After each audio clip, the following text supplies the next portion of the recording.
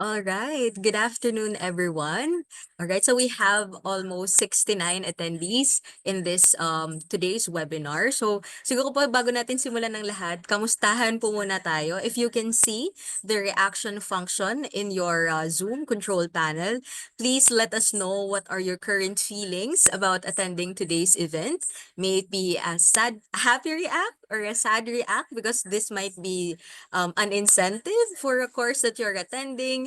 May it be something like an excited about our speakers for today. Please let us know. Ayan, so may nakikita na tayong heart react. Some are celebrating. Okay, so as you can see, you are here in this webinar series we're in. We will be talking about, or we will be focusing about women, computing, computer science, etc. So of course, if today was an afternoon from a 20 episode long historical drama, we would never see a woman or a girl in front of a computer or any modern innovation of some sort, figuring things out independently. So that is some kind of a rare case. However, as we are now living in the present, we see that there are many roles that women play. So the women of our homes work 24/7 behind the scenes for the sake of family.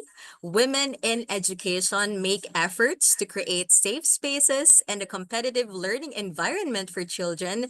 And women in society continue to be in charge of bridging opportunities in specific disciplines where females were previously unwelcome. So today is one of those days where we hear and learn from the experiences of two women leading the charge towards innovative solution making for the digital future. So, this is the Computing Society of the Philippines Special Interest Group Women in Computing series with the theme Women Leading the Charge, Innovating Solutions for a Digital Future, co-organized by the Institute of Computer Science of the University of the Philippines, Los Baños. I am Dara Miracle Montalvo, representing UPLB, and I am your host for this afternoon. So before anything else, no, hindi na tayo magpapatumpik-tumpik pa. Let us hear a welcoming message from a board member of the CSP SIG, Women in Computing, an empowering woman herself, Dr. Maria Art Antoinette D. Clarino. Right. Thank you, Dara. Thank you, Miss Dara, for that introduction. Before anything else, I'd like to greet everyone. Happy Women's Month. So that's primarily the reason why we're conducting uh, this month, no, to celebrate the achievements of women in technology. So first of all, good afternoon, everyone. On behalf of the CSP Women in Computing group, headed by our president, Dr. Cherry Santa Romana, who sends her regards, no, to everyone here. And of course, to our core organizers, ICSUPLB, it is an absolute honor to welcome you all to today's exciting event. Women leading the charge, innovating solutions for a digital future. As we gather here today, we celebrate the incredible contributions women have made and continue to make, no, in the world of technology and computing. This event is a testament to the power of diversity and the boundless potential women have to shape the digital future. We are especially thrilled to have two distinguished speakers with us today. They will be formally introduced later, but I'd like to give an overview of today's event. So, we are joined by our first speaker, who is a lead product manager at Housing Anywhere BV in Rotterdam, Netherlands. She will be offering us a glimpse into the dynamic world of product management and the role of women, no, when it comes to leading innovation at a global scale. Our second speaker is a senior vice president of consulting services and business unit leader at CGI Philippines. Her experience in the world of artificial intelligence and her leadership journey are sure to inspire us all. Today, we are not just here to listen, but to learn, engage, and connect as we explore how women in technology are breaking barriers, driving innovation, and paving the way for a brighter, more inclusive digital future. We encourage you to participate actively, no? Make the most of this Zoom webinar, ask questions, share your thoughts as we embark on this empowering journey. Once again, thank you for being here. Together, let's continue to support and uplift one another as we lead the charge in technology and innovation. So enjoy the event and a pleasant good afternoon to us all. Thank you. All right. Thank you, Doc Maan. So let's give her a virtual round of applause since we are now here in the Zoom space. All right. Thank you for the warm welcome, Doc Maan. So, ang naaalala ko lang sa sinabi ni Doc Maan is there's a possibility and there's a good chance that there are truly inspiring women in STEM. And that is kind of a rare case kasi if makikita natin somewhere out there, no, laging mas madalas it's always men in this kind of field. But as we can see, we have speakers today that has also made their mark also in STEM and also in technology. So moving forward with the program, the webinar will be taking the format of having our esteemed speakers today take over the first half. So yung first half po ng ating webinar would be focusing on our two speakers. And then we'll proceed with the open forum po for our second half. So with that, as you pay attention to our speakers in the first half, kindly reserve your questions during the Q&A portion later. You may also maximize the question box if medyo nahihirapan na kayong itabi yung mga tanong sa ating mga sarili. You can use the question box provided in the control panel for your convenience kapag wala kayong time to store your questions. All right, so to start, bago ang lahat, no, let's have a quick participation for our attendees in this webinar series. If it's possible that the chat function is available in your control panel, please let us know where you are watching this webinar series and where are you currently affiliated? If it's UPLB, if it's UPD, if it's other universities and schools, please let us know in the chat box below. So, all right. So we have almost 73 participants here in the Zoom. It might be good if we'll be able to see where in the Philippines are you watching.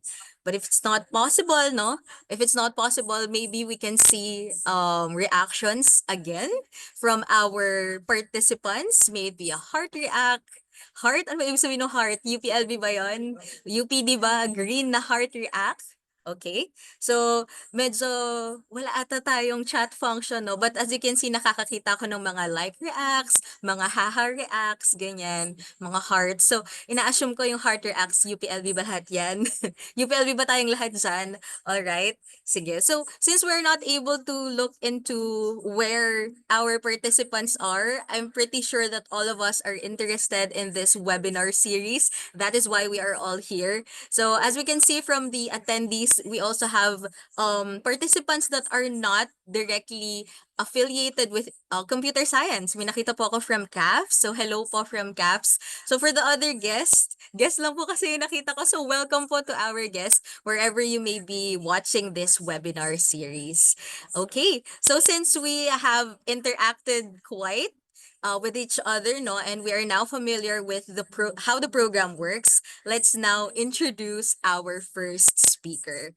Okay, so for our first speaker, we have Miss Tricia Reyes. She is a product manager based in the Netherlands, leading strategic initiatives to drive operational efficiency and revenue growth at Housing Anywhere BV.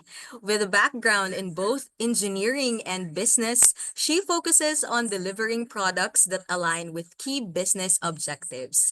She began her career as a software engineer at Sear Technologies Incorporated, where she also took on pre-sales and product-related roles, gaining early exposure to customer needs and business strategy. She then moved on to Maya, one of the leading fintech companies in the Philippines, further refining her expertise in building and scaling technology solutions before joining Housing Anywhere BV. An alumna of the University of the Philippines, Los Baños, and a member of the class of 2012 with a bachelor's degree in computer science, Tricia brings a wealth of experience at the intersection of technology and business. Her journey offers valuable insights into career growth, transitioning roles, and the evolving tech landscape. All right, let's give it up for Miss Trisha Reyes for her talk, Driving Product, Technology, and Business Value for Global Customers. Let's give her a big hand virtually. Yep.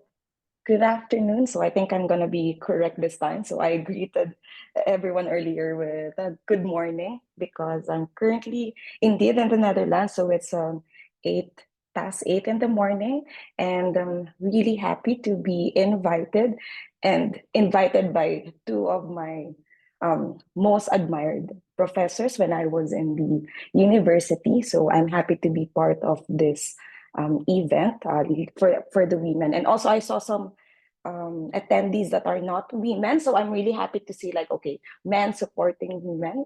And as thank you for that introduction. And that's actually a glimpse of what I wanted to share in this session.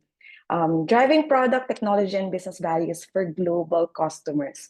And I wanted to share like my personal career journey of how I come from the engineering background, go into the product management space, and most importantly, leading diverse teams to serve international markets.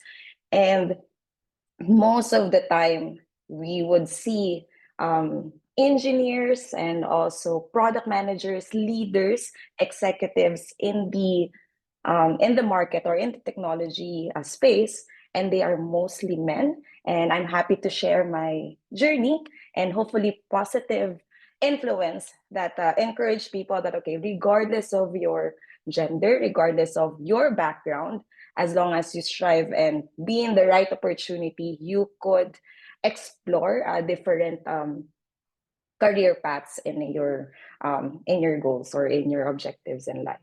So I'll start with this. Okay. About me, I don't think I have to repeat it. Thank you for the introduction. So I'm currently the lead product manager in the Netherlands. It's a company called Housing Anywhere BV. And in the past, I've been working with different startups and scale ups and focus mainly on the fintech payments, and now on the internal business operations that drive usage, efficiency, and business growth. And I want to highlight the beginning of my career and also to note that I always believe that this part of my career or my steps in my career path led me to what I'm currently doing and also give me the expertise in providing quality products in the market. So I started as a full stack software engineer in Seer Technologies. It is a startup in the Philippines. And as a fresh graduate, I don't have any specific focus, especially during that time, way back. I think it's like more on a generalist rather than a specific path that I wanted to try. And I think that makes it a little harder at the start because you just want to try everything, but actually has a good outcome for me because as the full stack software engineer, I was able to deep dive on the IT industry on different scale, on different projects. So I work with major telco, leading banks with this company as an engineer. I was able to understand the IT industry in a big scale from a startup perspective. So we as a company, we offer services to these leading organizations in the Philippines. And I was able to know how the IT industry work from SMEs to banks, from mainframes to cloud technologies. And that makes me more interested beyond the software engineering aspect, like how can I make solutions on this different kind of opportunities and scale. And given the right timing and right opportunity, I moved to a different role in the same company as a pre-sales and project manager. So I'm not sure if everyone has heard about the pre-sales role or a pre-sales consultant. So as a consultancy company, the pre-sales consultant help with partnerships in creating solutions and stakeholder management before a project starts or the engagement has would start. And after that, I would be leading the project management of a delivery. And that means I moved a little back away from the actual implementation and going to the oversight of how implementation should be delivered, aligned to the goals of the company, aligned to the goals of the client or the customer. And that experience led me to see like the end-to-end value of a product or a service. It allows me to talk to different CEOs, different stakeholders in the finance industry, and also being surrounded by these people, I get inspired and say like, okay, this is something that I would like to do in a long run. And luckily, I think also in this space, exposure and mentorship is really important. And if there's one piece of advice that I would share as early as your career is find the right people, right team, right managers. I know it's kind of hard when you are starting out, but once you know that you are surrounded by the right people, age, gender, experience, it doesn't matter because they help you in terms of celebrating your success and also your failures. So if you are um, surrounded by the right team, from that aspect, you could grow and be motivated. And this is a picture that I would like to share. I was looking back at my past photos in terms of this specific phase in my life. And I saw this Google photo. This is I was taken in Singapore way, I think 10 years back, and also 10 kilos away from me. And this is one of the milestones that I have in the company because it's my first time going to major events, partnership events with Google and AWS, wherein I was able to see like, oh, majority of the people are men, like with tenure, with good experience, but it doesn't mean that there are no women in that. Like you could see different walks in life that are women that goes to this event representing technology, representing their customers and their products. And I also found out that these men, even if they and again, I'm lucky enough to experience this, that they are willing to mentor people, new engineers or project managers, so that they could lead later on. And I think I was given the right opportunity, right timing, and right people behind me to push to that. So one piece of advice that I could easily share is find those people around you so that you can be in a good spot, and you also motivate yourself because they are also a good way to inspire you. And with that experience, I actually think like I want to focus on a specific product because in Seer Technologies also we're working with different products, different customers. And what's the best course of action is to go to a leading application or a widely used in the country application.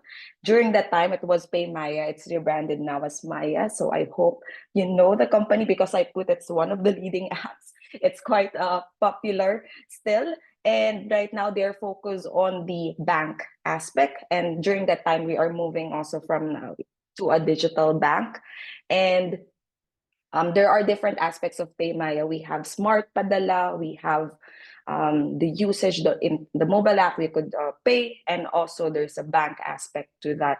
And I focus now as a product manager. And from project management, who is leading the delivery of solutions, the main difference and also what I really love as a product manager is you drive the strategy, roadmap, and success of a product. And in this aspect, I work with the payments and usage domain of the PayMaya applications, allowing partnerships like different shop, different load transactions to be incorporated in the application. And from focusing on partnership, now it's the 50 million registered users that I have to work on. Now, the 24 hours uptime becomes a big thing, and compliance, wherein you're a bank, you need to make sure that all of your product and services are compliant with the different government agencies and also financial institutions. And with that, leading to the main topic of my talk is why I moved to the Housing Anywhere as a lead product manager. So I work with PayMaya and focus on the payments, and I wanted to be more familiar with the world or the international landscape. And because on PayMaya, we focus on the Philippine local market, which we are successful. We conduct different research on the unbanked and bank, but I wanted to move and see like what is the landscape outside the Philippines, so that later on I could also share it with the local market. And I think this is one of the scenarios that I could do it, because giving back and also sharing, okay, what are the things that we could improve in the in our local fintech situation. And I work on the payment still and the operational efficiency and revenue growth. So Housing Anywhere has 18 million active users on a yearly basis, and we are a platform that allows different expats or students to find their new home or temporary home outside their country, or even cross country or within country. So think of it like if you probably want to have your exchange student process. I'm not sure if still a thing, but now we have a lot of exchange students in our platform wherein they go to Housing Anywhere and find a temporary home for their 6-month program. Or you can also be a PhD student, and you could find which you want to enroll in Madrid, and you're looking for a place that you would like to stay for your next 2 years or 1 to 2 years of your education. But it also targets expats, including me during that time. I actually used the platform myself as a customer to find my first home in the Netherlands. What we offer is you don't have to think of anything else because it's mostly fully furnished apartments. And we secure the payments for the student or the tenant, so that in case you'll not be able to move in on a very valid reason, you can get your refund, and also you are protected from potential scammers. So also helps that you don't have to go there, go to Madrid or go to Berlin to find a place and look for those places while you are still in your home country. So it helps our tenants, and our mission is for them to move safe from one home to another. And my role specifically is at the start focusing on the different payment methods, payment experience in Housing Anywhere, and that becomes a little of a shock or a good surprise and challenge, because in the Philippines maybe I'm more focused on the different methods like MasterCard, Visa, and yeah, we have GrabPay, Maya, GCash, and those kind of um, type of payment methods. But in of course every country would have a different way for their payment methods, and one of my role is ensuring that I enable different methods of payment across Europe. And that means understanding how each of the country's landscape work, and also what are the needs of the customers based on a specific need of the customer. So one example of it is like Klarna. It's like a you can pay by batch, or parang 30% first, 50, and then another 20%. So this is one of the popular payment methods, very flexible for students, especially in terms of their budget. And this is actually a good payment method, but only for a specific set of people. But for others, they still prefer PayPal. They prefer other payments like Ideal, which is a very popular Dutch payment method. So it is majority of the payment methods in the Netherlands is done through Ideal. And how to customize and be flexible for our customers was one of my responsibility as the product manager. And so you would say like, oh, you would hear, okay, product manager, this and that. So what do you really need to do? And coming from the technology background, what are the things that I need to adjust and need to champion so I could be a good product person or a good product manager of the company? So technology aspect is very important, as well as the two components of this ecosystem, which is business and user experience. So for our audience, you might want to focus on a certain aspect and you probably have strengths. And I was talking to different people this year, and I think there's a good set of people now interested in the user experience as even with the technology background. And I feel like that's a good way to explore also your strength and what you would like to pursue in the future. And business is focused on driving value aligned to like revenue growth metrics. And the product is on the middle of it and making sure that we deliver solutions and services that align to these three aspects. So I would like to give a specific use case on how you would lead a product or a service. And first and foremost, people. This is on the middle of it is like the product and business user experience and technology. So I'm currently in the company wherein there is a very diverse set of team. And when I say diverse, it is composed of different nationalities. And I'm happy to share that at least we have 40% of our workforce as women, with main company or HQ at Netherlands. And we also have another sister company, which office is in France.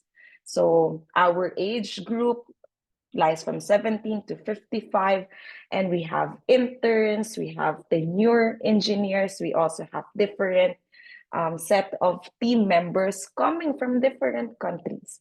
And this experience as a product manager, leading solutions with a set of different people, is quite challenging at first. So imagine Trisha coming from Paymaya, coming from a very local market. I went to Housing Anywhere, and there are some culture shock also for me. They will always say that the Dutch people are very direct, and I could firsthand say that I experienced that when I say they are direct.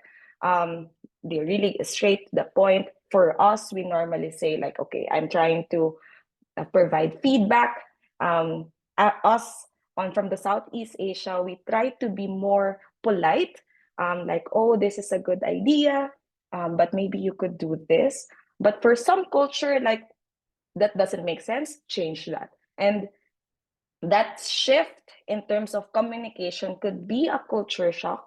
But I realized that our organization, especially not only our organization, but I know for the fact that diverse organization or teams, they might have different communication style, but being diverse and also be empowered by the company allow this kind of change and differences to have a collaborative space that lead you to a different kind of perspective on solving problems. So this kind of diversity on culture and mix of women, men, and age allows you to provide a different set of solutions on a problem. And that's very important in a global scale, because as I mentioned earlier, that you have customers across the world, and one perspective is not enough to represent the needs of your customers. So it's important to find different walks in life, and also with your UX team in terms of the researches, to understand what kind of customers you have. And for me, I think having this good representation helps the team provide world-class solutions. I could say it might be faster, it might be slower, it depends on how your organization structures it, but diversity is so important, and I'm lucky enough that my organization is committed in making that diversity apparent in the organization. And for us, we always go to our core values and also the mission of our team, which is how can we make the lives of our customers, our tenants, easy, that they don't feel unsafe when they move from one home to another. And as I mentioned, I think right now all companies are, at least majority of companies are starting to be more aware of this diversity. And I was reading some articles in the past, and I think from 2024, Southeast Asia has been improving on the mix of the proportion of the women composition on the technical sector, or even on the IT industry. It might still be lower on the actual tech sector, or the information and communication sector, and even lower in the senior leadership roles. But I do believe that we are improving, and I hope, like everyone in this call, and after this call, after this webinar, we will like to pursue and make sure, as men and women, we open and have this diversity in mind, that okay, whatever walk in life you are, whatever age, gender you are open, and you could contribute to the technology space or sector across the world.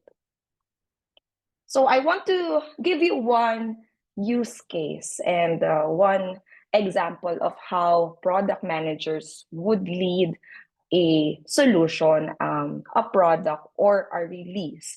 So one of the projects that we have last 2023 that I was the lead product manager, as the one leading, is our expansion to US and UK.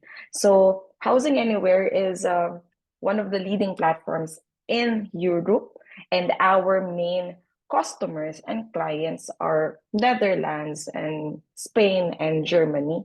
So we are leading on those three major countries in the EU, and we want to move and expand our footprint in the new continents, which is US and UK. It makes sense for us because US and UK is also locations or countries that have huge migrants, expats, and students moving in and out of the country across the world. So on a regular basis, they have a new set of students that need to enroll in different universities. And this initiative is quite a challenge because you would think like, oh, it's just like a campaign or moving from one place to another. But moving and introducing your product and service to a new location, to a new set of customers means a lot of things. Number one, you are introducing your service to new sets of persona. or new sets of customers. So before, you already know your EU market, you know how they pay, how they act, what are their motivations in booking. But US and UK might be different. And also, there's another set of the market, which is the landlords. And I haven't thought much of them. But landlords are the ones offering the supply, which means we have to acquire different landlords who would offer their apartments and list them in Housing Anywhere. So there are many things or aspects that you have to put in place. And as a product manager, you don't only focus on the technology. So I will not focus only on, okay, let's build a new page for it. Let's have this implementation of a payment method, which is focused on a payment method of popular in US, do the payouts. It's not only that aspect on the technology, wherein you just give to your engineers, these are my requirements, implement them.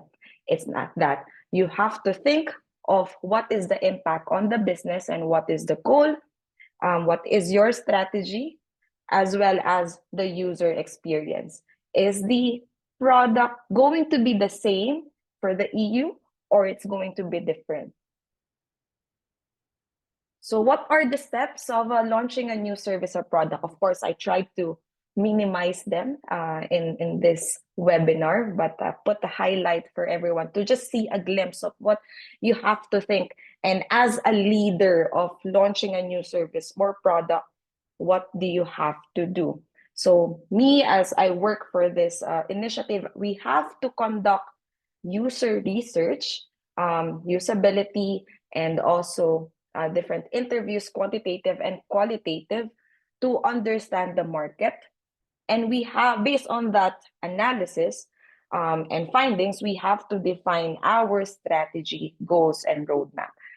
Strategy includes how you want to roll out, how you want to release. Also, what do you want to define as successful product? So defining your metrics is also included as your role as a product manager. And me, during the time when I was leading this initiative, it's important for me to understand what is the market share that we want to have on the specific location or specific expansion. And after that, on the business aspect, we have to define what would be the marketing, sales, execution plan, and also establishing what would be our operations and finance processes. I don't have to do this myself. That's why you are in the middle of the execution, wherein you have to align and make sure that everyone knows how to go to the goal, how to achieve your strategy. And you have to work with different leaders of market. During the time, we even hire a consultant for compliance, focus on the legal of the US. And that is how important depth in terms of the knowledge of your market and also your interaction with different people. You talked with different roles, including lawyers, including marketeers who champion on their marketing campaigns or even sales. And you incorporate that and make sure that you achieve the goal of your project. And on that, an aspect of design and development, implementation. So after you find all of your strategy, defining them, prepare for the operations, you have to make sure you work with the technology. And that engineering aspect is very important in achieving the goal. So this is where, as a product manager, I also am part of the sprint and making sure that I refine requirements properly with the engineers and also work with our user experience to define what would be the ideal design flow. In this aspect, you work heavily with your engineering counterparts and designer counterparts. And this is something that I think I am more comfortable even at the start because this is also my background. But ultimately, it's part of the cycle of launching new service or product. In this case, it's quite big, but it's still the same cycle if you are launching even small pieces in your existing product. Then the most awaited product release, and after that, it doesn't stop. Product release would allow you to gather insights, analyze on the performance of your product, and make sure that you have data-driven approach in deciding what to do next on your product. What is important as a product manager is you are the owner of the metrics and the success of the product. So it's quite heavy in terms of the accountability aspect of your solution of your team, but it also makes it exciting, challenging and exciting, because here you work with different departments towards a certain goal. You define your North Star, and based on the data that you get, are you achieving that data or not? Let's say your target or your goal is 20 million users on the first month, as an example, and you achieve 18 million only or 17 million. So you're lacking a certain percentage in terms of your goals. So that data, alongside different engagement metrics, different information in terms of the usage or your product, as a product manager, you have to look into it and see what are my logical next steps to improve my strategy, to improve my service. And that is one of your responsibility, and also collaborate and put an iterative cycle to what I explained earlier. So now you go back to strategy, defining what needs to be done next, user experience, and then releasing again. And not all projects or products would be successful, and that's okay. And it's part of the learning process. And you have to check whether do we define the strategy differently this time, or is this a learning experience that springboards another project or another service? So each project that you own is something that you be accountable, successful or unsuccessful.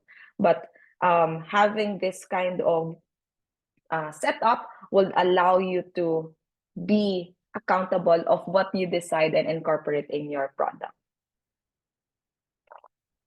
And on a regular basis, so a product manager doesn't only just look at it like, okay, I'm looking at one product at a time or a release. I just want to share, I think one of the exciting topics that I have to work on from a payments standpoint and different usage solution is how to ensure that we are fighting against fraud. And one of our partners is Stripe, and we're using their AI and also in partnership with our internal tools in making sure that we have a safe and secure platform.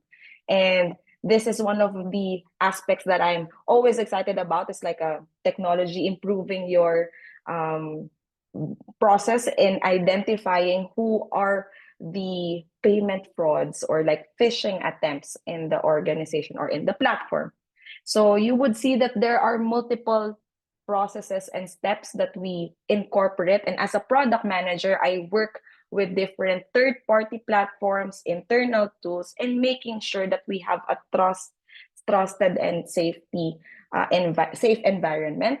And here there's a mix of operations and the releases. So I want to highlight also that after you release, not only the impact of your product you have to check of what you release, but also the overall contribution. So if, for example, you release the US expansion, you have to check other aspects like, am I getting scammers? How can I verify my accounts that are not scammers or frauds?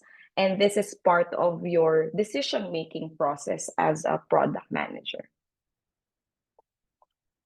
And ultimately, you evolve your product aligned to the mission. And that's one of the role of a product manager. So in the in this year, alongside with different PMs, we release a tenant protection campaign wherein we highlight how our tenants would have a stress-free move-in. So this is a value proposition that we offer to our landlords and tenants. So this way, we are going to be strong with our core value proposition, and we provide you the promise that we have that you move to your new home without any stress, without any issues. So to sum up, I think I have a good experience, luckily, and my challenges are quite exciting enough that I was led to the product management spot. And it's a good spot if you are interested in technology, user experience, and business. When I was younger, I was mostly focused on the technology. I really enjoy it. Once in a while, I still try to look for exciting projects on my side, like on the side, or just be updated on what's happening on the technology.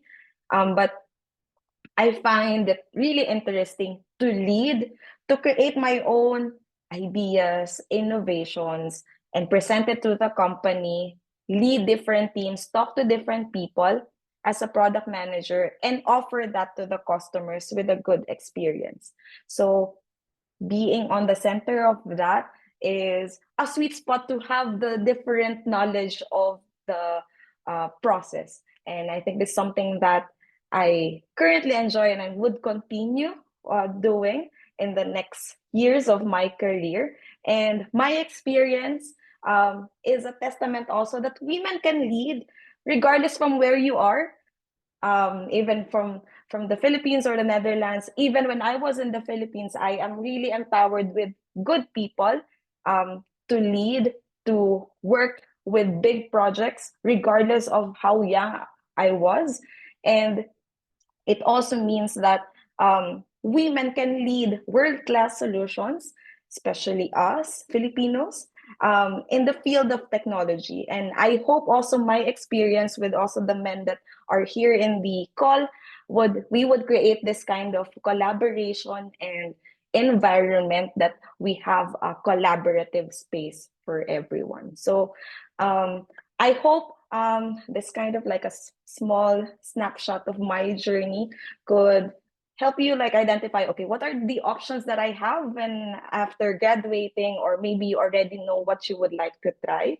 But regardless of that career path that you have, make sure that you enjoy it, and find the spot that you want to have in your career. And hopefully, in the next sessions of women, like the webinars like this, you'll be the next speaker for everyone to know your experience. Yeah, thank you so much.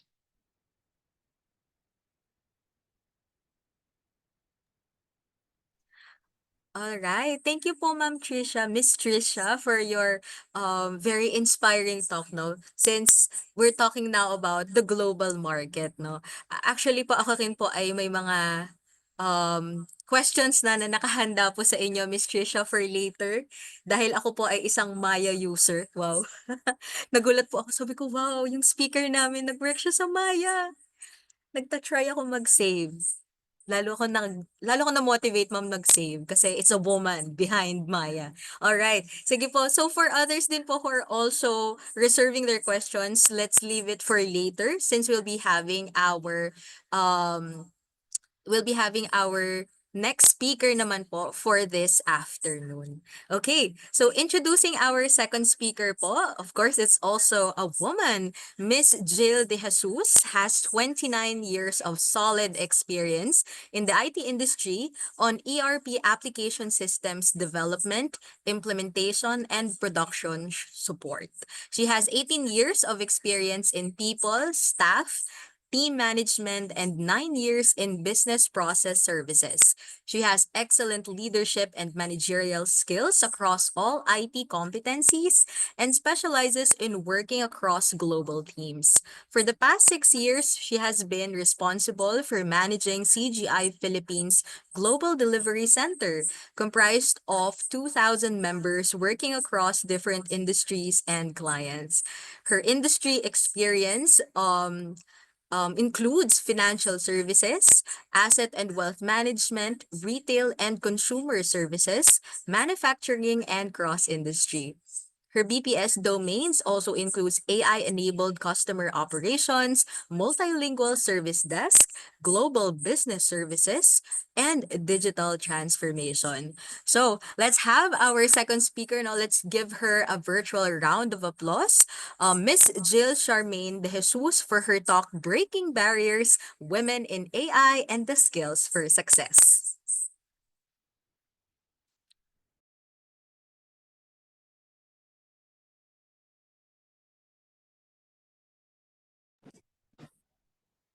Hello, everyone. Can you hear me? Loud Can I and have a clear po, thumbs Miss up? Jill. Okay. Okay. Yeah. So, yes. So, thank you very much for that wonderful introduction.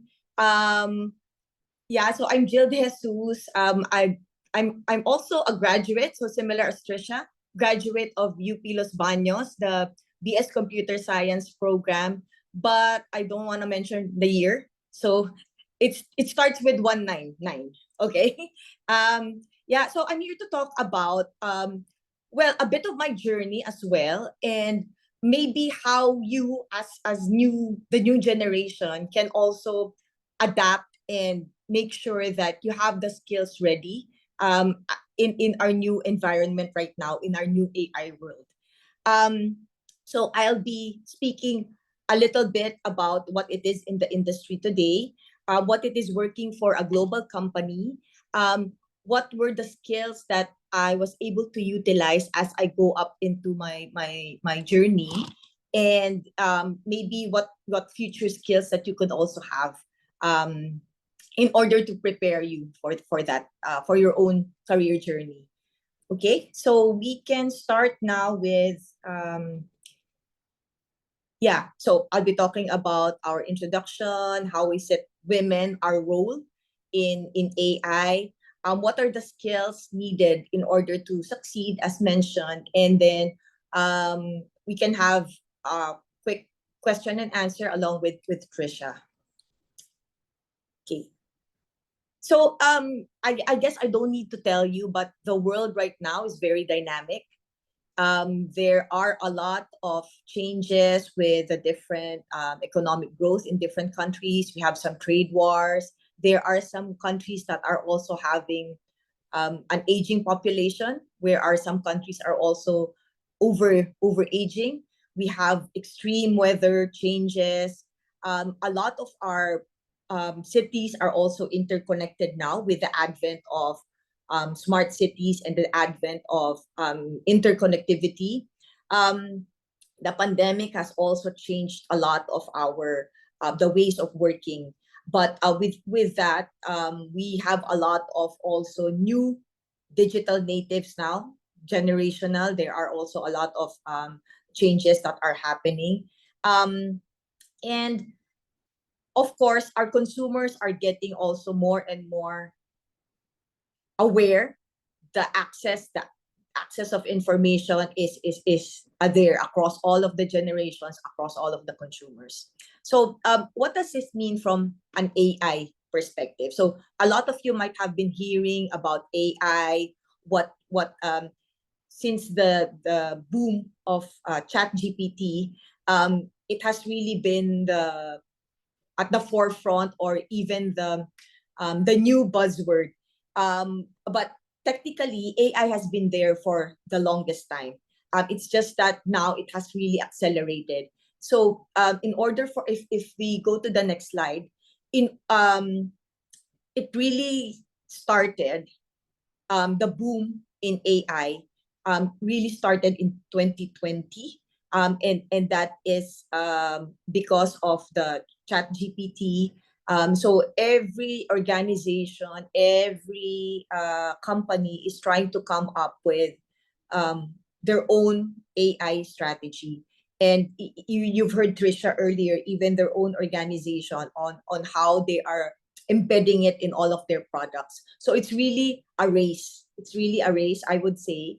And as the new generation, how is it that um, basically you are starting your careers with this new age now, but how do you prepare yourself? How do you make sure that we are ready for this revolution? Because it's quite fast. As you can see, it's when I was doing this presentation, some of it is already outdated, but it was just a few months ago. So we have to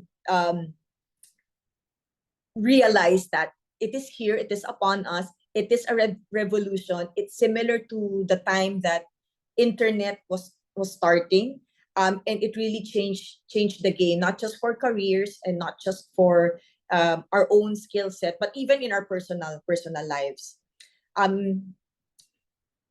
The good news is most of the organizations are still not, well, good news or bad news, but most of the organizations are still not prepared for their AI journey.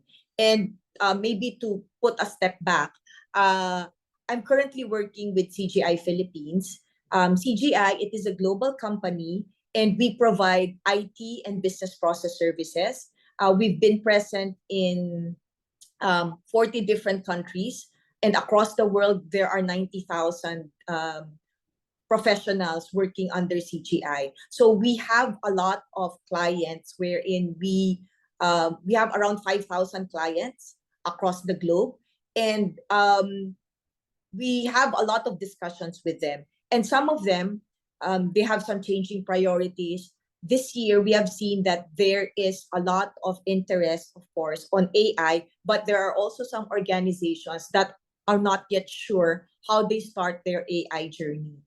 Some of them are also, especially the financial services, they are a bit worried that their data, their information might be used by AI in a not secure way or in an unethical way. So that is the current situation right now with most organizations. And from a people perspective, there is also some uncertainty, especially in the business process services industry, whether will AI really replace jobs for programmers, for those who are doing hardcore development.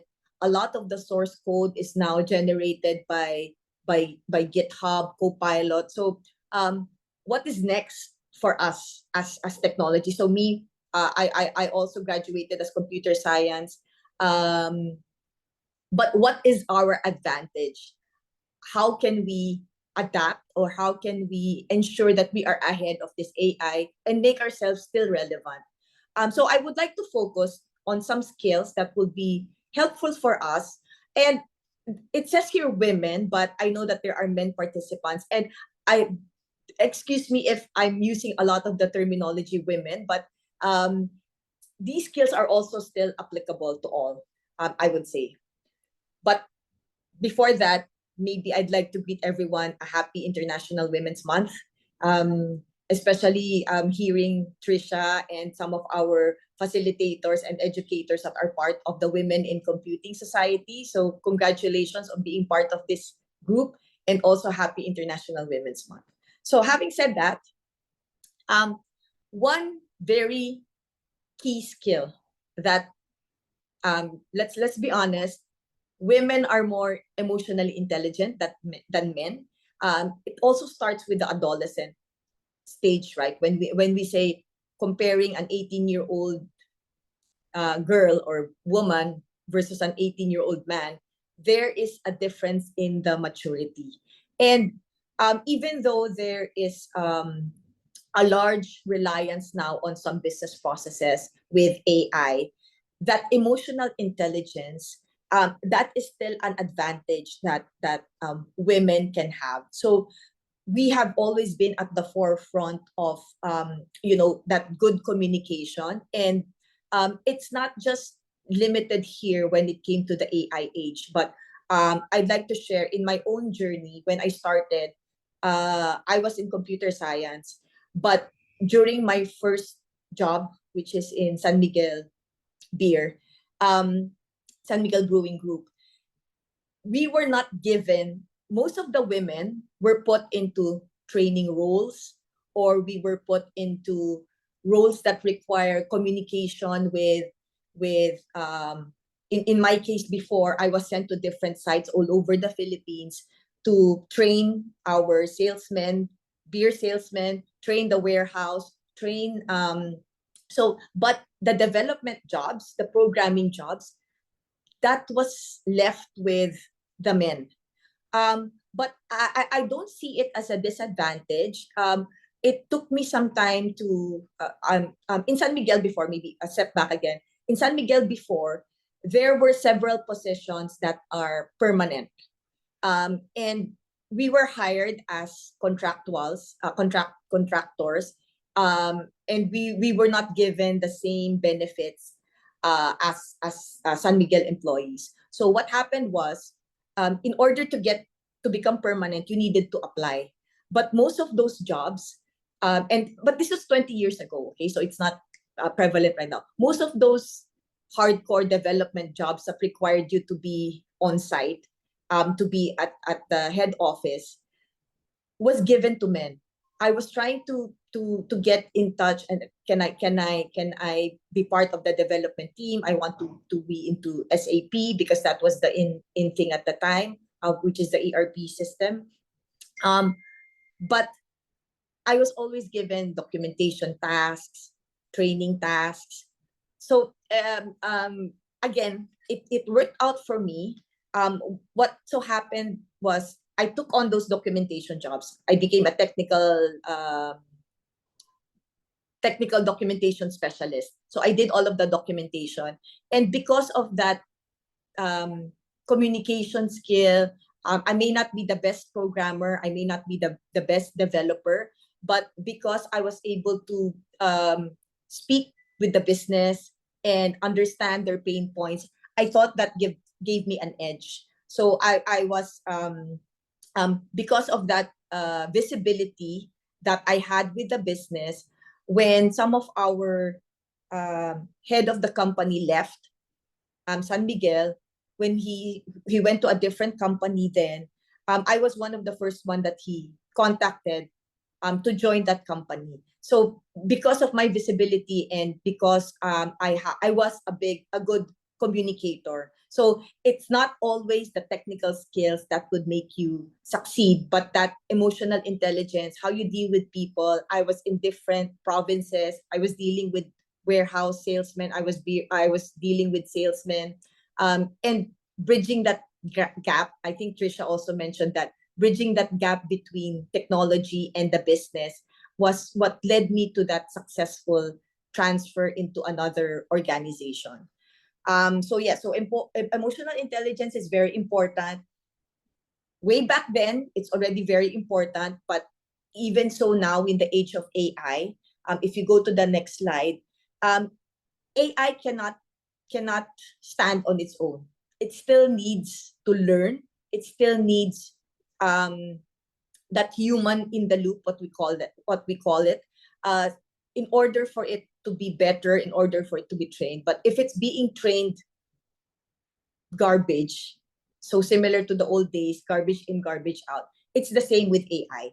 So because of that fast learning that AI is doing, it also tends to learn some of the biases. It also learns some of the personal opinions of the people who are feeding it, or who are. So it is very important that the role of the human in this whole cycle is it's a responsibility on us to make sure that AI is not being used or abused, and putting that into context.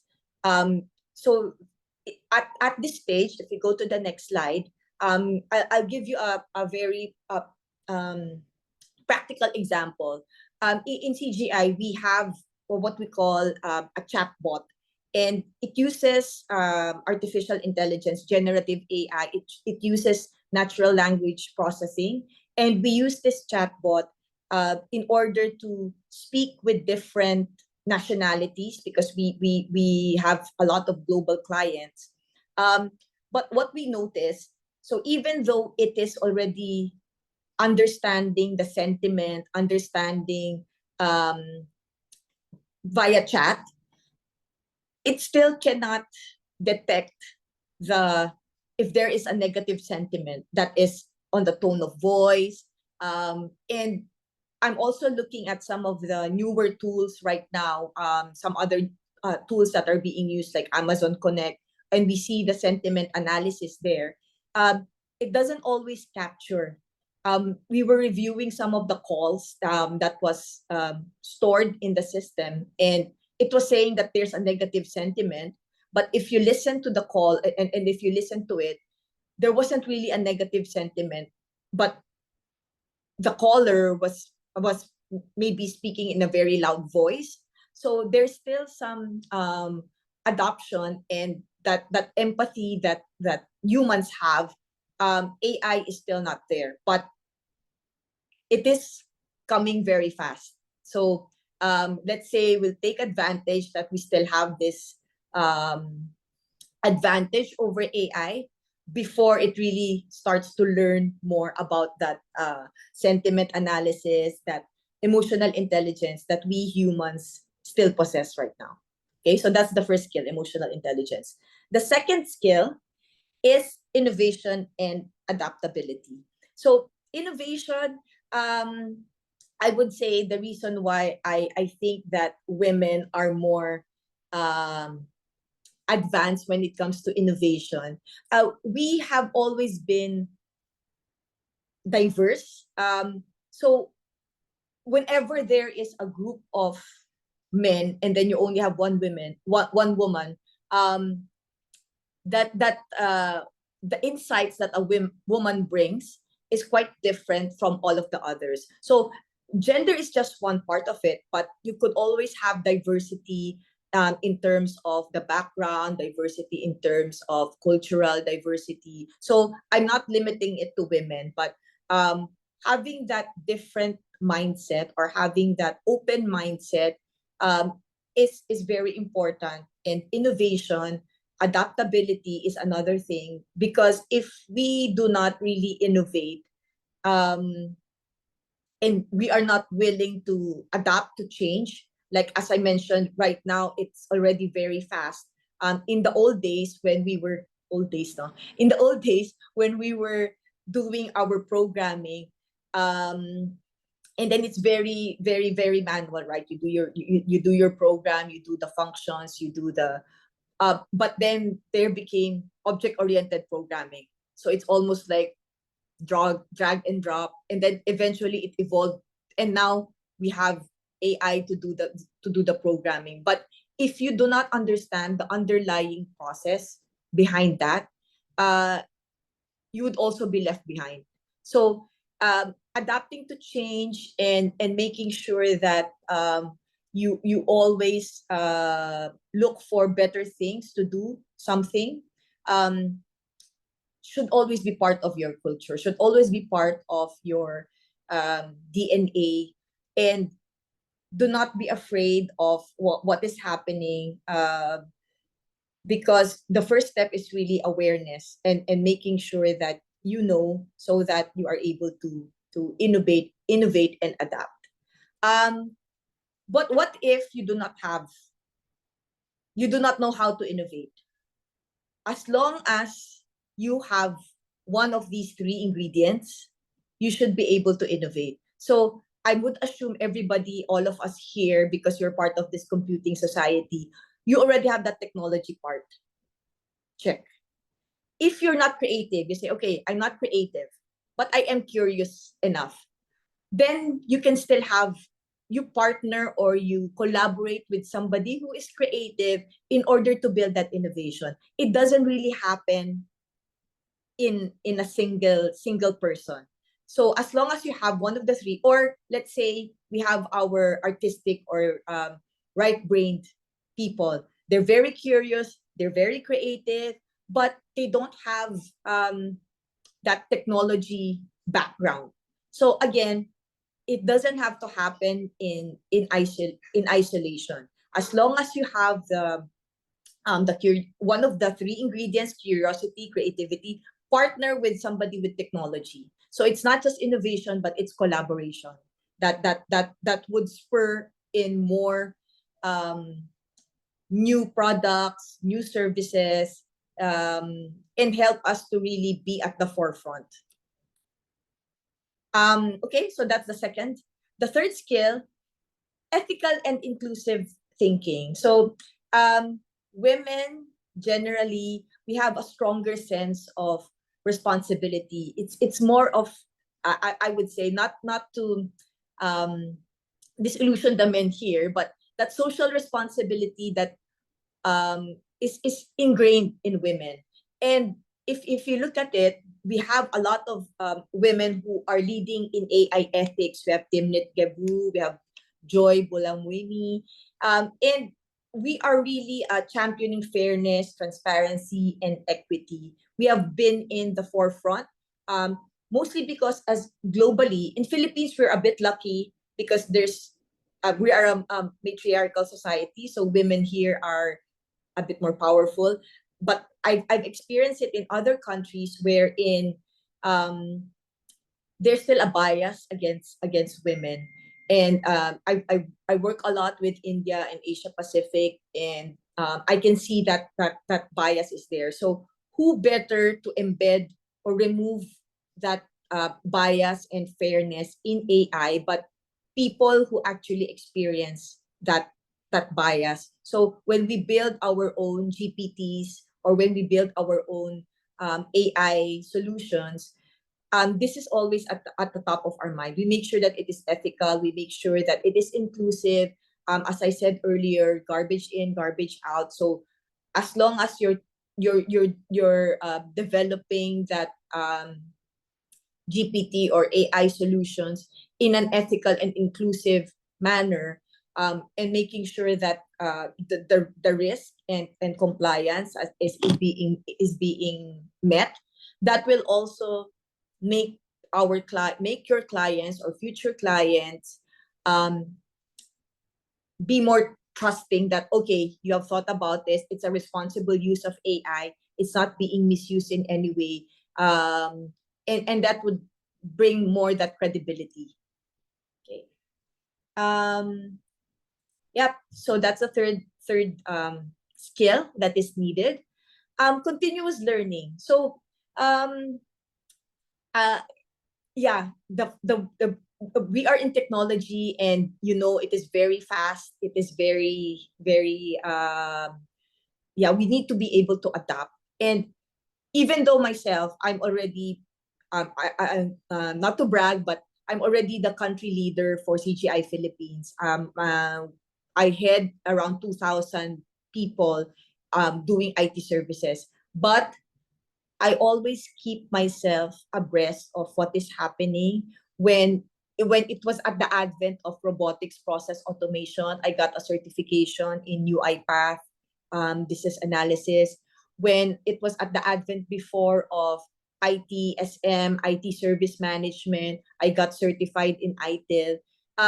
It's more than just a certification, but that curiosity and making sure that you are always ahead of the curve. And it doesn't matter if you're leading a team, you don't have to be the smartest person there. You can hire somebody with those skills already, but you need to be able to at least to talk the same language with them, and at least learn enough for you to be able to lead them. There's no such thing that, okay, I'm already made, I'm already at this level, I don't really need to learn anymore. Even in the session that I attended earlier with Trisha, I'm still learning. Oh, okay, so that's what it in the tenant environment or the housing environment. So that continuous learning should always be there, no matter what age or no matter what stage in your career. Yeah, so that is another skill that is very much required. And yeah, if we go to the next slide. Yeah, so again, this is just a journey of the AI technology. We started with machine learning, deep learning, generative, it's now learning. So we have to be ahead of this, because there will still, until such time that, there's no humans anymore, but until there's such a time that there's human in the loop, we need to keep going up and going up the value chain. We should be the ones developing AI. We should be the ones developing these GPTs. You keep addressing, but utilize AI. When you are learning, you cannot really have the same pace as an AI, as a generative AI is learning. So you need to be able to utilize that instead of spending time browsing through different materials. Maybe you can utilize an AI to condense that for you. And simple as in meeting minutes, Copilot can do the analysis, can do the actions, and then you can just study it. So be aware of what's happening, be aware of how you can take advantage, how you can use AI to your advantage in order to increase your increase your level in the value chain. I hear a lot of AI speakers, and they always say that AI won't replace people, but AI will replace people who do not use AI. So we have to know how to use AI, and the only way to learn it is to actually use it yourself. Experiment, do that certification to get you the foundations, but also try to continue to learn. Especially it's quite fast, as I mentioned. The next one is leadership. So again, we take ownership of something. But if we are not responsible for our own career, if we're not responsible for our own team, if we're not leading and we just let things happen, it won't really make you successful in the future. And leadership doesn't only mean that, okay, I need to be people manager, I need to be there, but just leading your own, even if you go for an individual contributor path, and that is there are two paths in corporate world. You have that individual contributor, you can become a technical expert, you can become an expert, a domain expert, or you are leading a team. Even if you are an individual contributor, how do you lead your own? How do you enable that knowledge across? How do you make sure that there is collaboration, and how you also collaborate? If you're an individual contributor and you're not sharing your knowledge, you're not helping others, there's no leadership, there's no ownership there. So that is what and what makes AI successful in organizations is really that leadership commitment. So empowerment and making sure that you understand your teams, you understand the bigger picture, you understand how it is that you can support an organization in their goals. And maybe I would just like to add, it's not part of my slides, but what I've also been seeing right now, so not all of you will go to corporate. A lot of the younger generation are also into entrepreneurship. And that is also a very good skill to have, and having that entrepreneurship mindset. Whether you go for corporate, you go for your own business, these skills will still help you.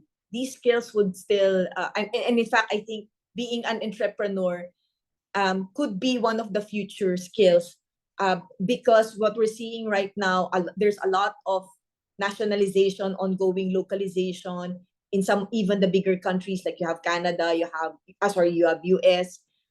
So there could be a shift back to local businesses, and if you don't have that entrepreneurship mindset, and you will really not succeed.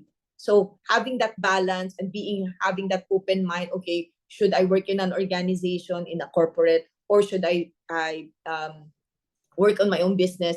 even whatever path you decide, these skills would still help you. And as for the future, so yeah, if we look at the three trends right now, so human and AI interactions, will we be seeing more of human interacting? And yes, what is the role of the human employees in the future? As I said, humans are still there in the loop, but how long will we be there? And what level of oversight? Like right now, you still see that people are using AI to generate code, to generate some marketing material, but then you also still need a human to do the checking, because there's still a lot of hallucination, there's still a lot of biases that we see. So what would be having that clear, so that would be the future, having clear and transparent roles between human and AI. Because it's also getting more advanced, we need to make sure that the governance is still there. Will our enterprises or organizations continue to automate? How do you make sure that our they are ready for any regulatory or statutory requirements? Because as governments are also using AI to generate some of those regulatory reporting, how can organizations adapt, and how will companies adapt with these new AI regulations? Even though a lot of enterprise or a lot of companies are already having their core platforms, their core solutions, there are still a lot of emergence of smaller solutions, and because a lot of startups are investing in AI, how do you, will it be decentralized or will it be consolidated? Will the scale happen, or are we better off with like regional or smaller applications, and then do some integrations? So those are some of the things that we can see that will happen in the AI. But as we are still women or humans in the loop, there's still an opportunity, and I hope that you have learned something today, or at least even just one or two things that you have learned today on how you can be successful. What is it that it is happening in our technology environment today, and how we can be successful in this new AI world. All right. Thank you po, Miss Jill, for a commendable discussion. Mas nakita po natin, no, there is quite a connection when it comes to women, AI, and technology, and how we can be part of it. And of course, it's not only about women, but of course, men supporting women. Specific tayo, no? All right. So, with informative sessions just like this, we have Miss Trisha and Miss Jill now on the floor. We can now host a question and answer portion, no? For your questions po for our esteemed guest for this afternoon. So, at this juncture po, may we ask our participants po to please go ahead and take some time po for your questions. You may maximize your question box in the control panel of Zoom. You can ask questions there, and we can relay your questions po to our speakers. If you want your question po to be answered by a specific speaker, please indicate if it's for Miss Jill or for Miss Trisha. Okay po.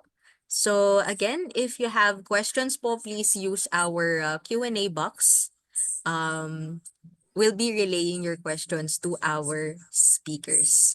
So as of now po, since we just opened the discussion or the session for question and answer, no, siguro po ako na po yung mauna as the host po, no. Ano po yung question ko for our inspiring and successful ladies in the Zoom space?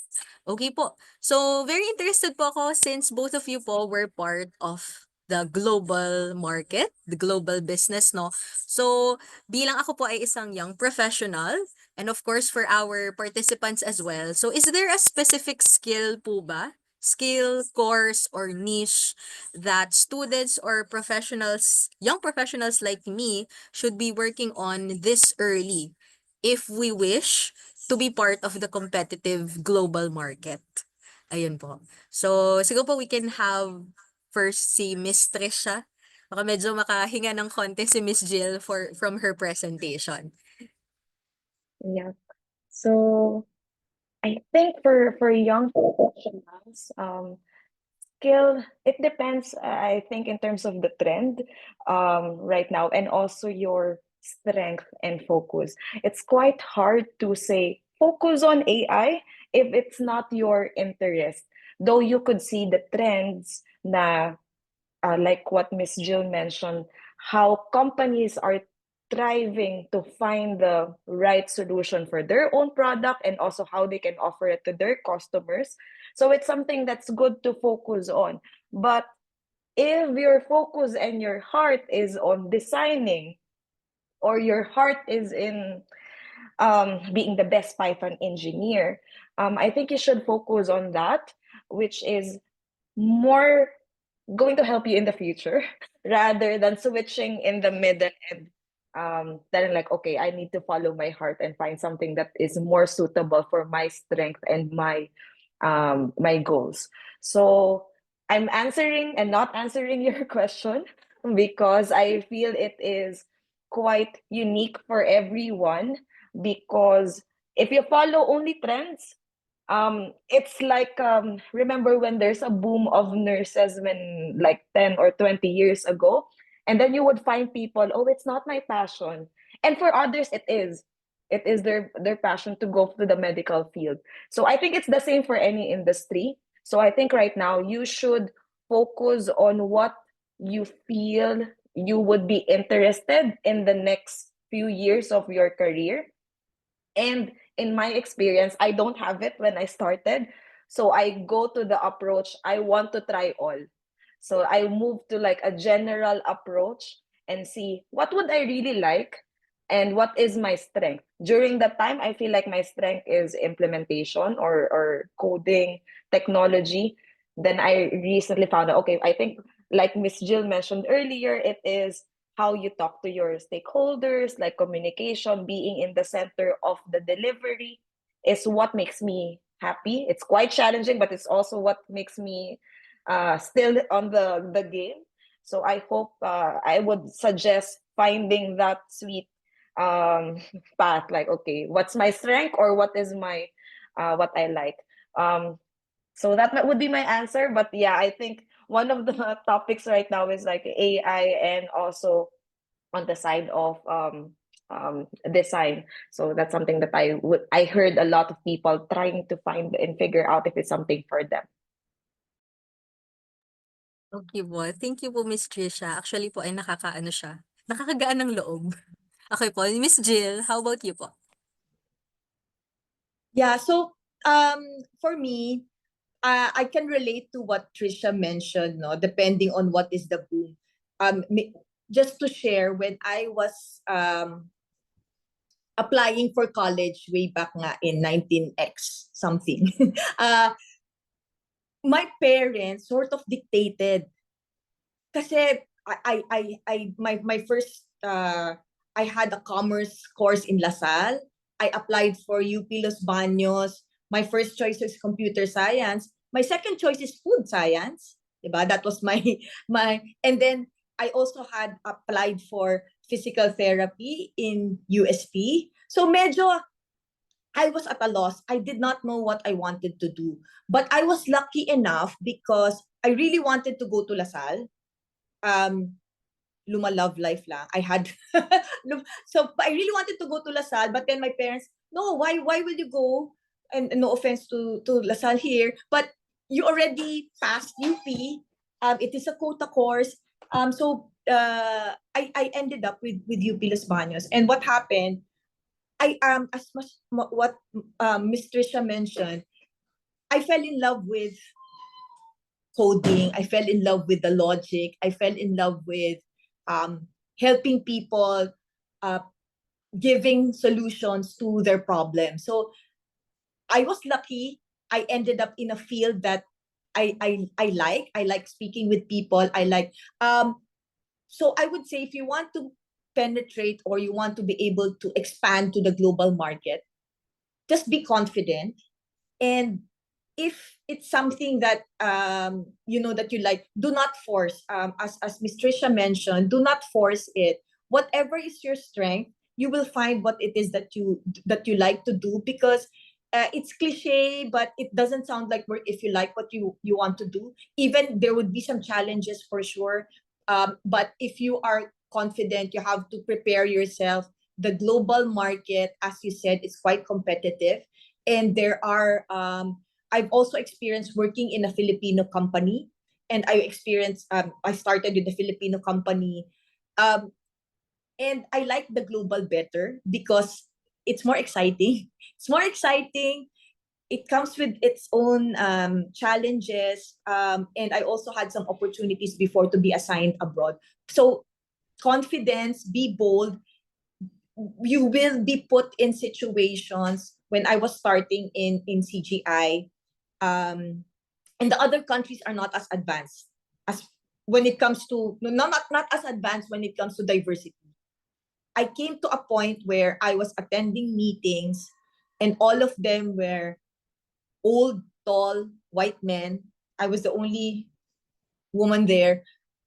I made it a point to wear makeup because blessing or curse, we Filipinos, we look very young. So in order to be to so once you have that seat in the table, you have to know what it is you're. It's not enough for you to have that place, but you also need to have something to say. You also need to utilize. So in order for you to become confident, you have to prepare.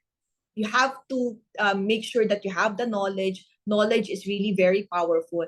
And as I said, it doesn't matter what, or as Ms. Tricia said, doesn't matter what field it is, but whatever your strength is, try to keep enhancing that strength and make sure that um, you are prepared in any forum, not just speaking for the sake of speaking, but making sure that that seat is well represented, especially if you're the only woman.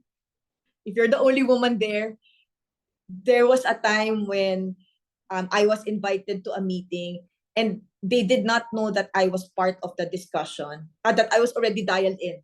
I was already dialed in, and they were saying, "Hey, why don't we let that woman from the Philippines travel here so that we will have a better view with the client." Like it's like you're like a diversity seat, parang. But I did not take it. I just took that opportunity. Okay, I was invited. I make sure that I have something to say. I have something to contribute, and then after that, I got invited again. It's a good story, but not all stories are like that. I also have some challenging experiences. So, but yeah, so be bold, be confident, make sure that you are prepared. And maybe ano bang tawag doon, Trisha, yung be also thick-skinned. Thick-skinned. Kasi Filipinos, in general, we are more sensitive, or we're very passionate about our work. If somebody criticizes our work, you already pero when you're working in a global market, they're very direct. But after that meeting, they could be shouting, but at the end of the meeting, it's like, oh, you're pleasant again. So build that strong, doesn't mean that you're not listening to what they're saying, but just listen to the message and not the tone. Thick skin, I would say. Okay, thank you po Miss Trisha and Miss Jill. I hope po no with that question only po we already got what we wanted, no, not only from the perspective na masusunod po for women but also for men who are also interested to go global. Okay po, so we have one question po in the Q&A box. Let me read this question po, no. So this is from an anonymous attendee. They said that with your experiences po in the global stage, if you are to suggest a new topic or course in the academic curriculum in computing, what will it be if there is any po that you can suggest? So siguro po this question is for both po, no? For Miss Trisha and Miss Jill. So is it okay po ba, Miss Trisha, to have you first again po? That's really challenging. A good question and a challenging one. I'm trying to think all of my courses and also now.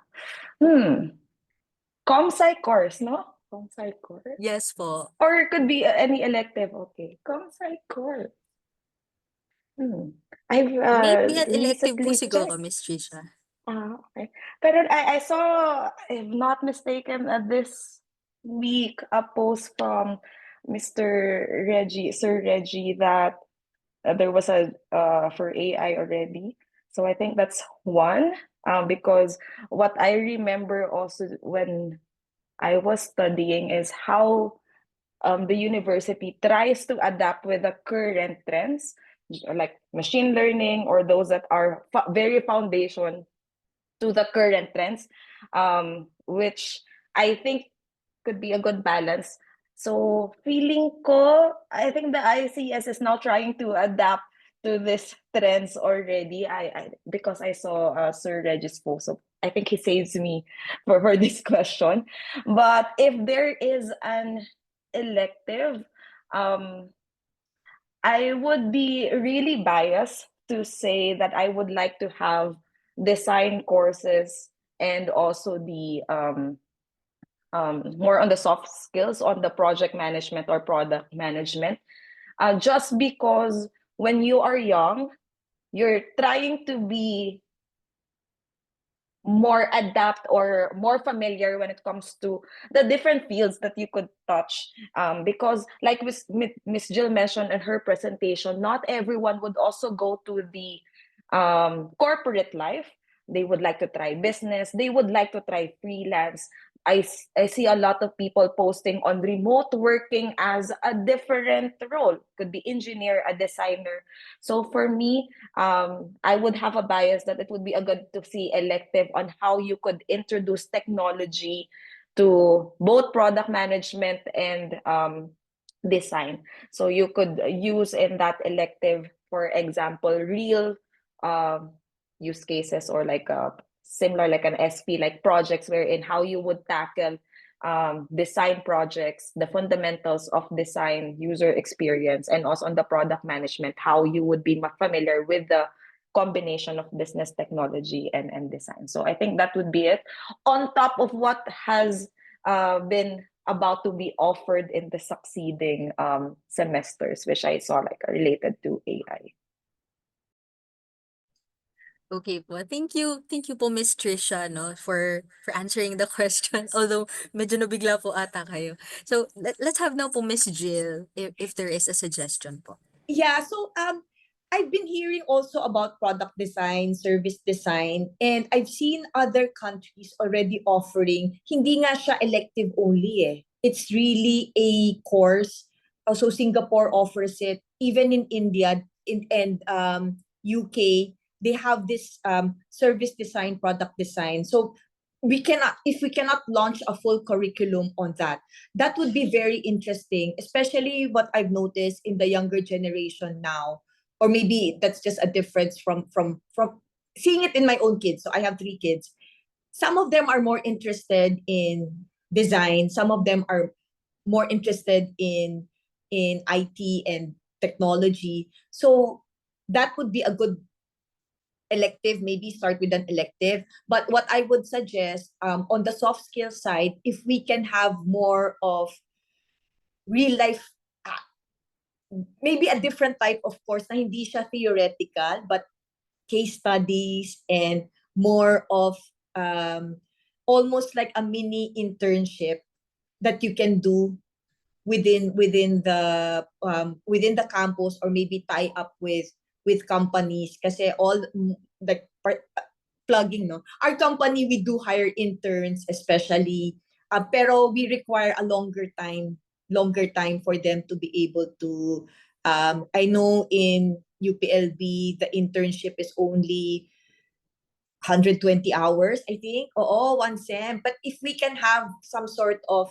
internship to hire program, that the companies will also we can handle the curriculum such that it's more parang at the end of the 6 months, let's say it's 6 months, at the end of the 6 months, you can already be placed in a project. So parang medyo up to date siya. The topics could be changing depending on what is in the trend or what it is that we see. Let's say this month we see that Python is what is or before when we were looking at it was RPA, so UiPath, Blue Prism. So that curriculum could change, but it's more of an internship to hire type of program, depending on what is the current needs of the technology companies. Or even business process domains. So wish ko yun. Okay po. Thank you po, Miss Jill. So, siguro po no, mainly, to summarize both points po, it's more of being exposed to reality. Siguro po, medyo hindi lang po siya siguro sa ComSci nakikita, may it be in other programs po that we can also explore. Okay. Sige po, meron po tayong another question po from the audience. We have Sir Carlo Tumibay. If I'm not mistaken, he raised his hand rather. Sir Carlo.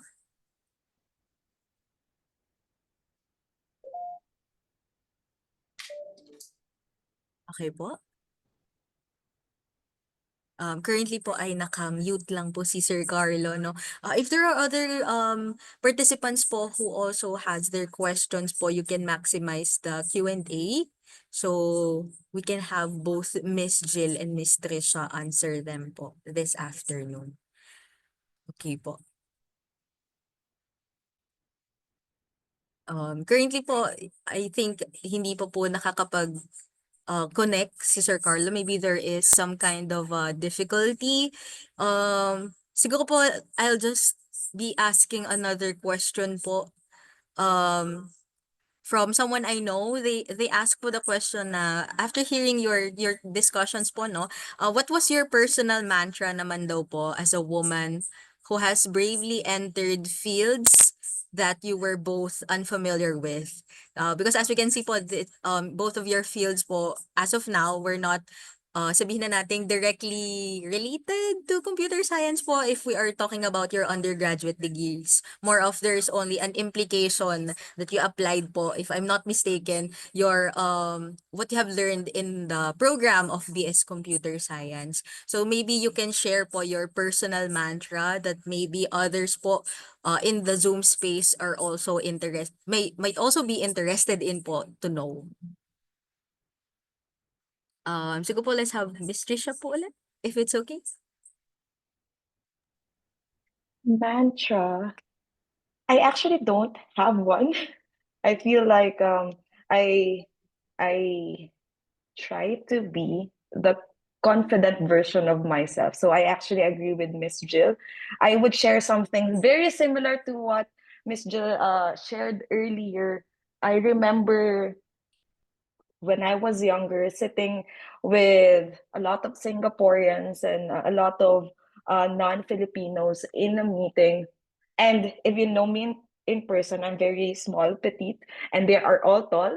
And I know for the fact that I'm going to meet them. And it's going there, entering is already part of the meeting or already part of the discussion. So I also tried before like wearing makeup just to look a little more mature. And I realized that it's also to empower yourself, like, okay, I'm also their equal. And I think just having that confidence and me moving here, I realized that, yeah, first impression matters, but what you leave in that meeting is what is more important. Like, you could wear anything you would like, but if you don't give any value to that meeting or to that discussion or to that project initiative, it doesn't matter how much you prepared in terms of your confidence. So you have to act with that confidence into something tangible as a result or outcome. So for me, I just always come okay, this is something that I know I'm capable of, being confident. So I will do that all the time, every day, in terms of the going to the office. Like Miss Jill mentioned, not every day is a good day. So you would have challenges, you would have different difficulties. Market is fluctuating. There are days that you don't achieve your targets. There will always be bad day, but you have to be there. So you have to be confident and bounce back. So I think that's the reality of working and being part of the corporate industry.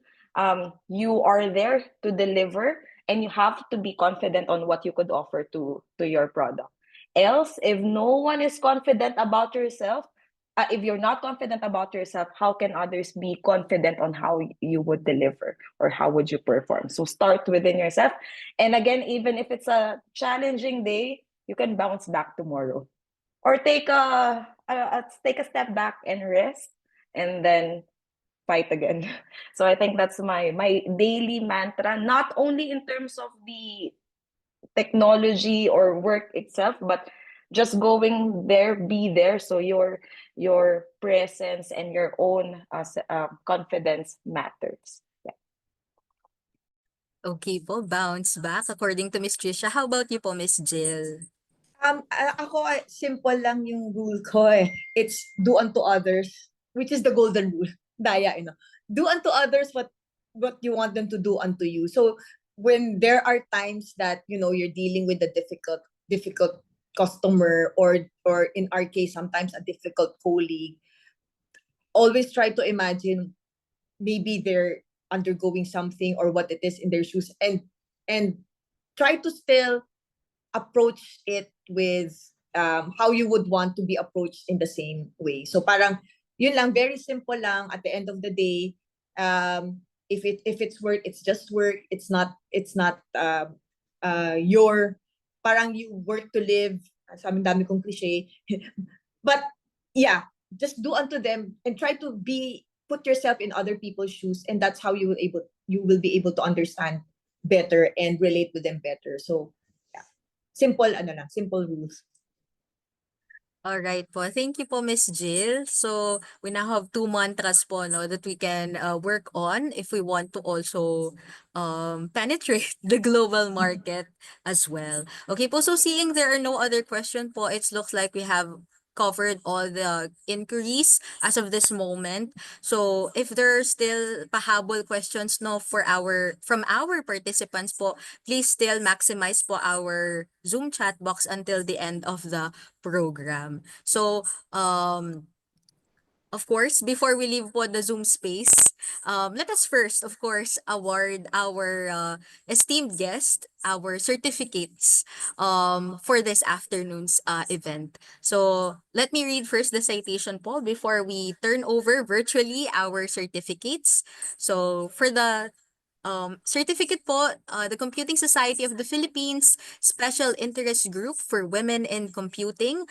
Certificate of Appreciation is awarded to Trisha S. Reyes in recognition of her invaluable contribution as a speaker at CSP Women in Computing webinar series entitled Women Leading the Charge, Innovating Solutions for a Digital Future, held on March 21, 2025 via Zoom. So this is signed po by Dr. Cherry Lynn Santa Romana, the president of the CSP SIG Women in Computing. And of course po, another po, certificate of appreciation, also awarded po to um, Jill Charmaine R. De Jesus in recognition of her, of course, invaluable contribution as a speaker as well at CSP Women in Computing webinar series entitled Women Leading the Charge, Innovating Solutions for a Digital Future, also held here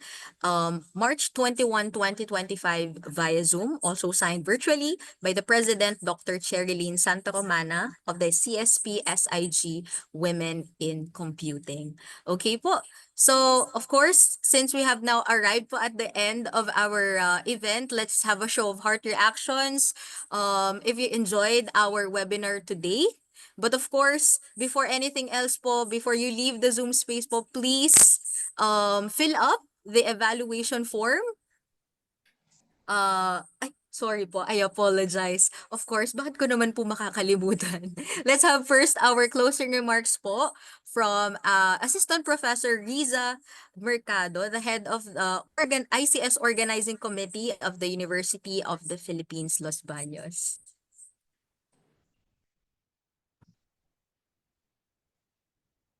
Okay, thank you, Miss Dara. So, good afternoon, everyone.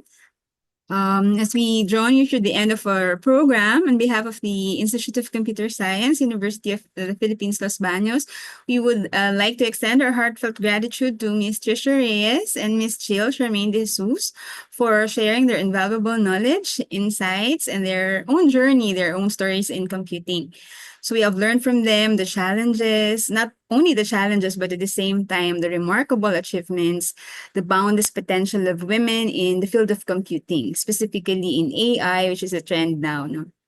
So we've also heard that it's not always about the technical skills, but a lot of other factors like emotional intelligence contribute to our success. At the same time, very much appreciated that we're given a glimpse of what the industry or the global community expects or needs, because I believe that would greatly help our educators here on what knowledge and skills they need to equip their students with, and even our researchers here in the audience on what other areas they can possibly dig deep into. But let's also not forget that it's still important though to follow our hearts, what we love to do, and where we are confident at. So of course, we'd also like to thank all our participants for your participation and the questions, insightful questions. We hope you were inspired and motivated even more to continue your journey, may it be in computing or your own fields, despite the challenges you encounter.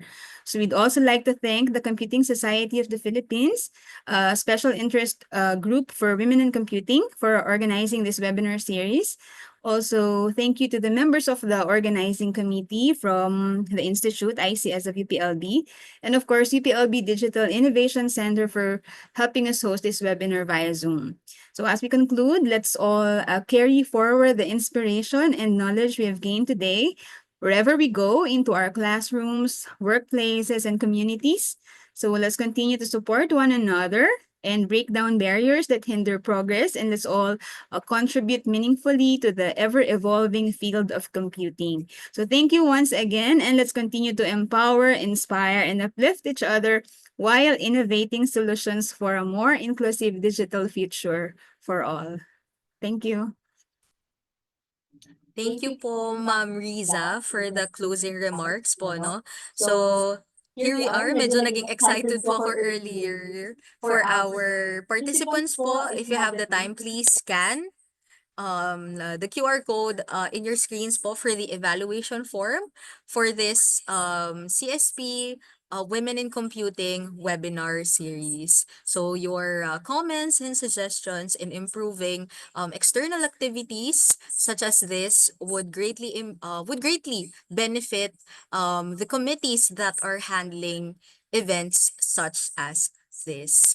Okay po. So siguro po a quick photo opportunity po with our panelist. So additional din pong information no for those who will be answering the evaluation form. Certificates will be released po once you have accomplished the form. So please do so po no for our remaining 50 participants. You're lucky po today kasi naabutan niyo po yung end ng ating program for you to be given that a certificate that you have attended today's event. Okay po. So while the others po are scanning the QR code po, no? Let's have first a quick photo opportunity po with our panelist. And of course, thank you po to our participants and attendees who are still in the Zoom space until this moment. Okay po. So, Sir Koy, okay lang po bang Okay, makisave po for our photo? may I request all the panelists to please turn on your cameras and I'll take a photo, okay? Okay po. So, antayin natin.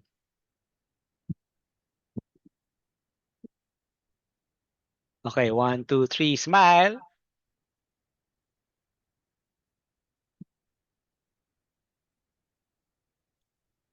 Okay, one more. Wait, let me just send the picture. Okay, ayan po. Medyo Ah, ayos po ng pose. Ayan, habang inaayos po ni Sir Koy. So thank okay, you po one for more. our panelists. Ayan po. Medyo funky kasi. Okay, one more. 1, 2, 3, smile. Okay, hold your smile. Okay, 1, 2, 3, smile. Okay, okay, that's good. All right, thank you po Sir Koy. And thank you din po to our speakers, Miss Jill and Miss Trisha, as well as to the board members po of CSP, Women in Computing, present in this event. We have Dr. Clarino and of course, Ma'am Thelma Palawag. Thank you so much po for your presence today. And of course, other ICS staff po that are present in this meeting to assist us throughout the program. Okay, again po, wag po natin kalimutan ng ating evaluation forms. The certificates will be released upon accomplishing the said form. This is the Computing Society of the Philippines for Women in Computing webinar series with the theme Women Leading the Charge, Innovating Solutions for a Digital Future, co-organized by the Institute of Computer Science of the University of the Philippines, Los Baños. Once again, I am Dara Montalvo, your host, signing off. Thank you so much po. Have a great weekend. Thank you, everyone. Thank you, Ma'am Riza. Thank you, Dara. Thank you to our speakers Thank you po, for Miss Jill, accepting our Miss Trisha. Thank invitation. you so much. Thank you, Ma'am Jill, Ma'am Trisha. You're welcome. Thank you for the invite. Thank you po.